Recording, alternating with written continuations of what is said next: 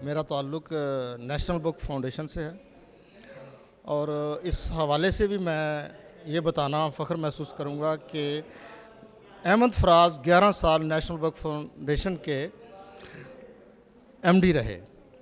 और दूसरी बात ये कि अहमद फ़राज तो अहमद फ़राज है, एमडी और ओहदे होना तो उनके लिए कोई बात ही नहीं है। अहमद फ़राज इस शहद का बहुत बड़ा नाम है जो हर ख़ासो आम में मकबूल है।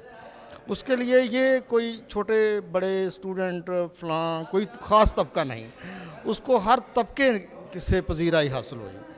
और वो एक ऐसे शायर थे जो बड़ा सच बोलने वाले और सच बात कहने वाले, और अपनी शायरी में हर अजहार को किसी वजह से भी वो तकल्लुफ़ के कायल नहीं थे, हर बात को यहाँ कहते थे।